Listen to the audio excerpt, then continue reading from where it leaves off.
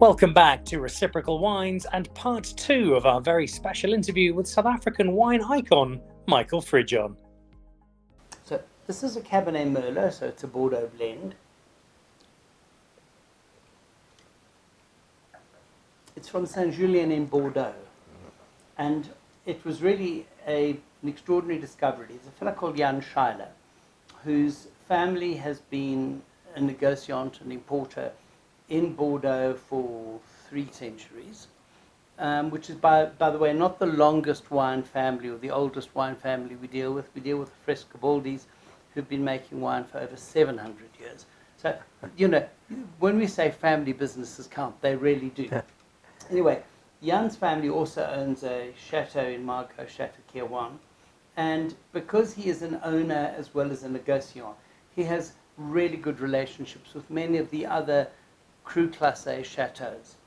And every year, every chateau has a bit of wine they want to sell off not under their own label. And there are a variety of reasons for this. The first, of course, is that you want to declassify something which isn't good enough for the chateau label. And in the old days, that would have been sold anyway to a negociant and would have been sold as generic wine from the area.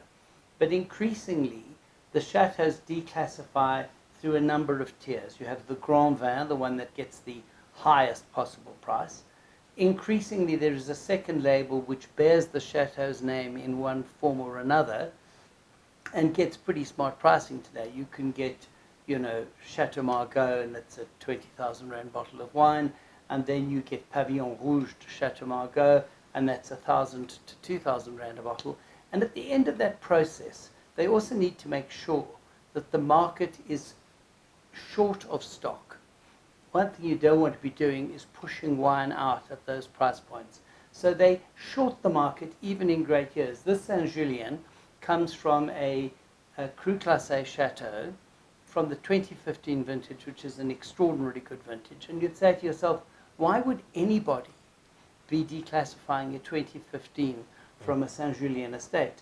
The answer is because in order to keep your price point, in order to compete with your neighbors who've also bumped up the price because it's a really good vintage, you need to make sure you're not long in terms of your premier wine, your Grand Vin. You don't these days want to be long in your second wine because you're building a second brand out of that wine. So anything which doesn't fit in terms of volume then goes to the surplus market. And so this is a wine that would have come from the same vineyards, would have been vinified in exactly the same way, would have gone to the same barrels. And finally, the chateau says, you know what? We need to take 10 or 15% out. We will take out stuff that we don't think is as good as the Grand Vin. But not as good as the Grand Vin doesn't mean it's junk. And so we get these wines through Jan. This is a Saint-Julien, as I said, from a second growth in Saint-Julien. And it's a 2015, and I think it sells for 400 Rand a bottle. So, the Grand Vin is 4,000 Rand a bottle. It's not hard arithmetic. And it's not hard to drink either. It's a glorious wine. Yeah, a spoilt morning. We're just making a mental note with my production team to film with Michael every Monday to start my week off. Great start to the week. I'm really Wonderful, happy to do this wonderful as well. note. And a whole pile of different wines. You have these, you've explained beautifully. I had a look though when we came in, and unfortunately you walked back in just as I was about to get one of them into my director's suitcase. And that's this one here, which I recognised for 2 reasons. One, because simply the name of the wine, but then you also had a bloke called Kentridge whose name appeared on here, which made it a particularly eye-catching bottle. So yes, that's the 2016 Chateau Mouton Rothschild.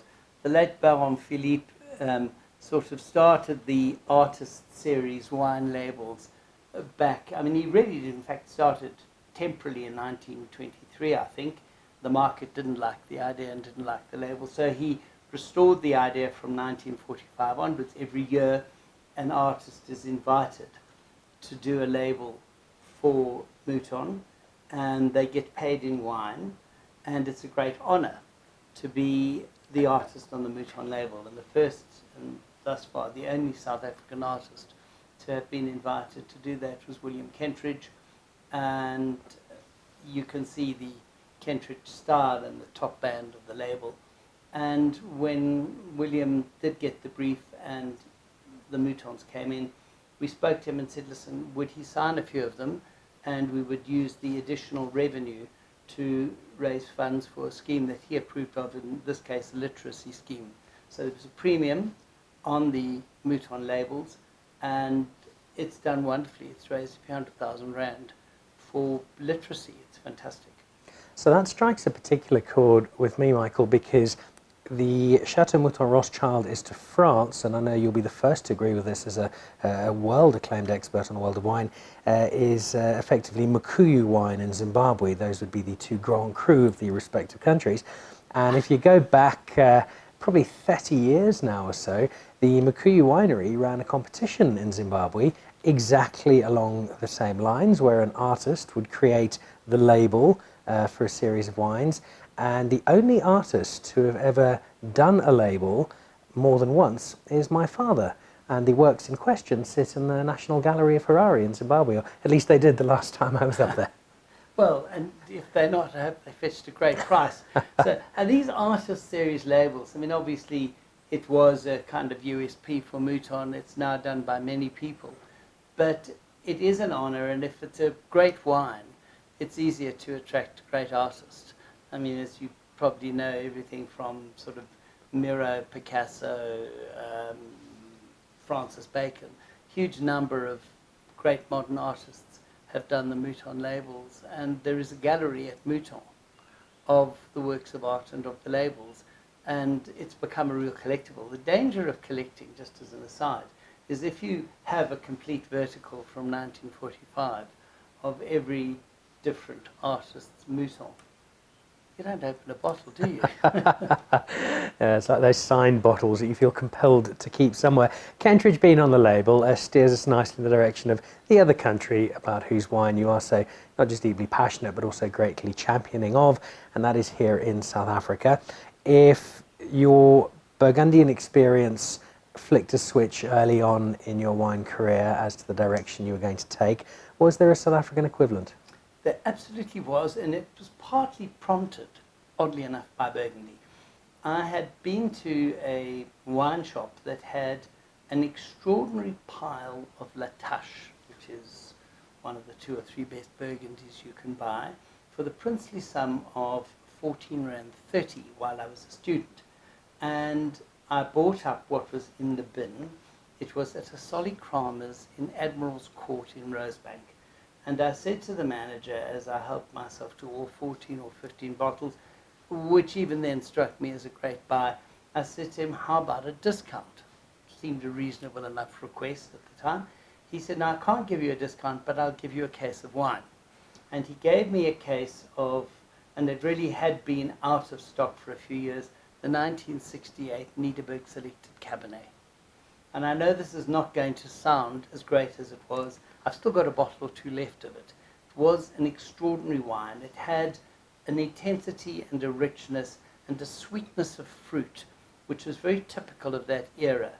And, you know, we used to talk about old generation South African reds as dickfoot.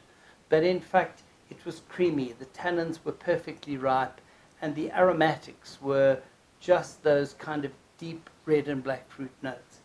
And I was astonished at how good that wine was.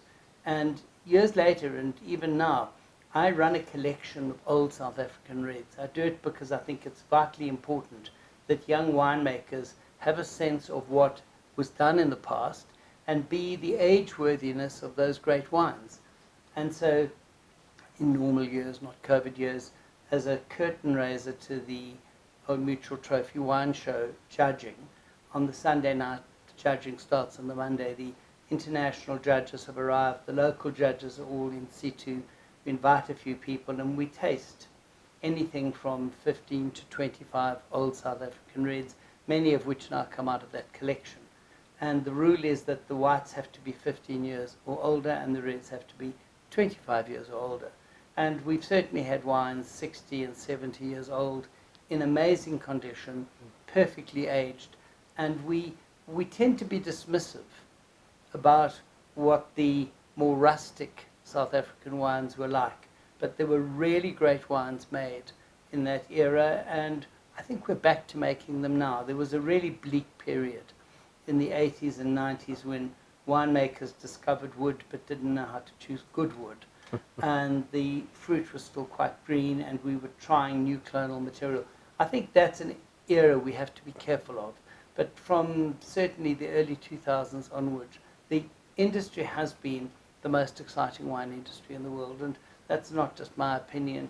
Jancis says the same. Neil Martin says the same. Tim Atkins says the same. Greg Sherwood certainly would agree.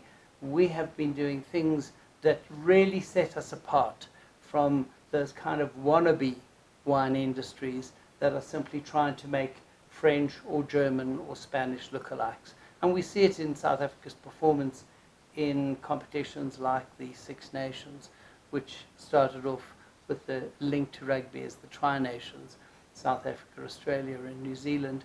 And it's now got the United States, it's got Canada, and it's still got one or two of the South Americans. The Argentinians are out for the moment. Their currency is even worse than ours. But in those kind of multinational competitions, the top South African wines percolate to the front. Which is great to hear, and it's very reassuring. And I want to come back to where we stand and where we might be headed, because one or two of the columns that I've read of yours over the last while have been fairly blunt in your assessment of the challenges we face. But before we go to those challenges, possibly another challenge that you face, you mentioned the Old Mutual Trophy. You also introduced many of my friends to wine through a little gathering you have with one or two friends called WineX, which has brought thousands and thousands of people into interaction with South African wine. And I particularly remember my good friend and self-acclaimed wine critic Lurker Fleming stopping at the Meerlust desk and, having tasted a particularly good year of the Rubicon many years back, asking if they did it in boxes for parties. Which didn't get a particularly warm reception from the lady running it. But it's been a great celebration of wine, and it's been a wonderful point of interaction for so many of us in our wine journeys. And yet now we sit at a space in this COVID pandemic area where just the thought of gathering with lots of people is terrifying to many. I was part of Wine Futures a couple of weeks ago. We had people from Provine talking about what's going to happen there. Do you see the return of events like WineX on that scale? And if not, what replaces them? How do we find a balance in what's such a valuable point of interaction between winemaker and consumer? So the answer is I do. I see it obviously transforming. I do think there will come a time when people will once again go into open spaces. They will be vaccinated. They will have a degree of immunity. No matter how bad the plagues are, the plagues go away. You have to take a long view, say to yourself that, finally the Great Fire of London burnt out the last remnants of bubonic plague. But we don't necessarily want that, and it won't come overnight. So there is a strategy which will make wine engagement possible in multiple smaller groups. And that, I think, is much easier to envisage. The moment the restrictions have been lifted, people go back to restaurants. They're happy to sit in spaces that are full but not crowded. And so I think it's possible to take something like WineX and turn it into multiple small engagements while we wait for those big spaces to open up.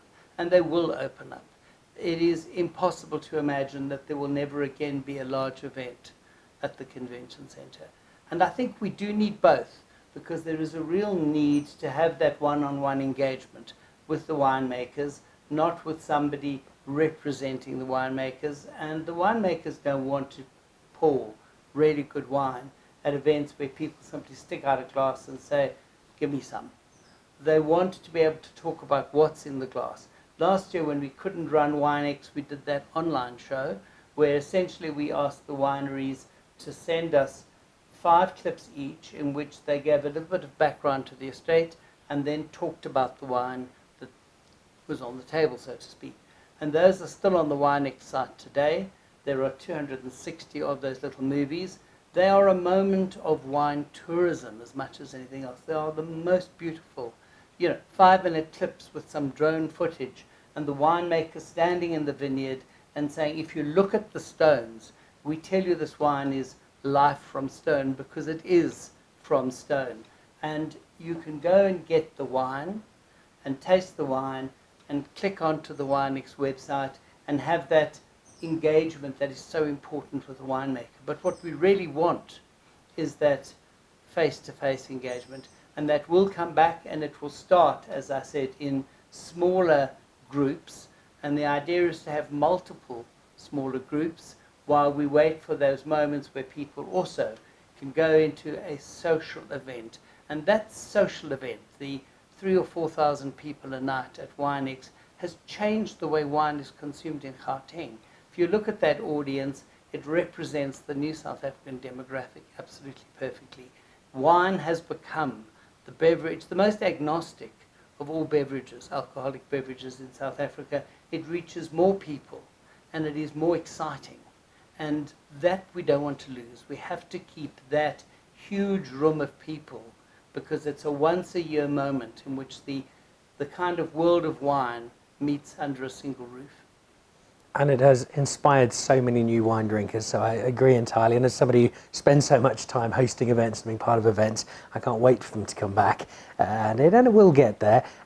It will get there, though, with the challenge of having the same people back at those events like Winex, not necessarily from a consumer point of view, but from the guys who are actually making the wine, because over the last year there have been people who have, unfortunately, because of the economic stress, because of the challenge, fallen out of that greater wine landscape. And we know going forward there's a huge amount of pressure on winemakers. How upbeat, downbeat is Michael Fridjhon about the next 12 to 18 months for South African wine? Okay, so I think firstly we've seen a polarization. The people who are strong, perform well, have an export-oriented business, have done pretty well through COVID. Those that didn't, those who were already battling under the burden of debt, have or will succumb, no question. The real issue for me is what's happening at the grower level. So very broadly speaking, we have 2,700 growers and we have roughly 500 production sellers. So most growers are dependent on a production seller. You deliver your fruit, they turn that fruit into juice. Now, if they don't have capacity for you, and this is what's happening right now in the vintage, your fruit is worthless if it hasn't been processed. You can't freeze it, you can't do anything except to turn it into wine in a very, very small window of opportunity. And I know a lot of growers who've had to write off their crop. They simply cannot get it processed in time. So if they're around next year, things may be better. But because there were 200 to 300 million litres of unsold wine in the cellars come this vintage, a lot of wineries are simply not there to process for them. That's where the real attrition will take place. What will happen is that those are often growers in areas around Stellenbosch and Paarl, in other words, the coastal region, the tourism, the wine tourism centre of South Africa. Where it is easy to process fruit is far north, where there's irrigation land, where the yields are much higher, and where there are co-ops that are essentially making that process happen and getting the cheap wine out. So what I don't want to see is that the quality wine industry vanishes to be replaced by the bulk wine industry, because then we'll lose the wine tourism component. Lose the wine tourism component, and many of the sources of revenue for the coastal region estates fall away. Most of them estimate that between 20 and 30% of their net revenue comes from people visiting the estate. People cease to visit because the estates aren't there, then we have a real crisis that will take much more than 12 or 18 months to fix. It's a sobering assessment, and if you watched any of Wine Future, especially Siobhan Thompson, Karina Hoos, some numbers that weren't terribly upbeat. I don't want to finish on a downbeat note though, so what I'd like to do, if I may, Michael, is ask you to give me your dinner table. You've got 3 people from the world of wine, from your 40-odd years of indulgence, and they may no longer be with us, so we'll somehow get them back to that table, and 3 bottles of wine. There might be ones available now, might be ones you had 40 years ago. Who would those 3 people be? What would those 3 bottles of wine be? It's a really challenging question for so many different reasons, and the invitation to have the dead rejoin the living is a challenge only because it would make for the discussion you'd like to have. And so I'm not going to look to many contemporary people. although I think it would be completely appropriate to have at that table Ibn Sadi, with whom I don't always agree, but who I think undoubtedly kick-started the real renaissance of authentic wine in South Africa. And partly I'd want him to be at the table so that he could share the conversation with the other people that I would invite. And I think that I would have, and he is still alive, and he's been a real mentor in my life, James Halliday from Australia. James, whom I knew much better than Ian Evans, but the pair of them did for the Australian wine industry what we dream of achieving for the South African wine industry. And James had such a complete, has such a complete sense of the world of wine going back certainly 50 or 60 years, that just having him and his extraordinary memory at the table would be an experience that would make a huge difference. And then I think, and we talked about her earlier, I'd have Jancis Robinson. And I'd have Jancis because she is the one person who has taken not just wine writing to a different level. This is not, she doesn't write poetry about wine, but she does write about wine without the flamboyance, but with real precision. And her presence in the world of wine has produced books like the Oxford Companion to Wine. Even more than her website and her purple pages, Jancis has made the understanding of wine very complete, and she has not succumbed to this other sin of our age, which is score inflation. Her scores have kept moderate. She doesn't overrate everything. So those three people around the table would give us a perspective that, in the case of James, predates Jancis's. Jancis, who has really modernized wine writing, wine education, wine communication, and Ibn because as the single person who transformed the production side of the wine industry, who laid out a course for people like the Molyneux, Chris and Suzanne Alheit, he'd have to be there. What would we drink? Now that's an interesting question. We would certainly have a great South African Chenin Blanc, because I think that's an area where we bat in world-class terms. I think that I would like, because it was what made me so completely carried away by wine, I think I'd like a great red Burgundy, and I'm happy to let James bring it, because he has a cellar that expresses everything you would want from the world of Burgundy. And oddly enough, I would want a bottle of champagne. For many years I never got it. I thought champagne was just a way to start the meal with heartburn. The trick was to lose a little bit of weight. The trick was to discover that if you get really good champagne, the acid levels are not high. Jean-Baptiste Le Caillon at Ruderer has said that if you look at all the great vintages of antiquity, they were hot years. The acidity fell out, but the fruit was so good that the wines have survived. And he cites the wines of the 40s, the great 59s, and he says global warming is actually making champagne better than it was in the 60s or 70s. So a great bottle of champagne. I'm a complete sucker for Ruderer. I think they make fabulous champagne. Champagne, a great South African Chenin Blanc, and a Burgundy chosen by James Halliday.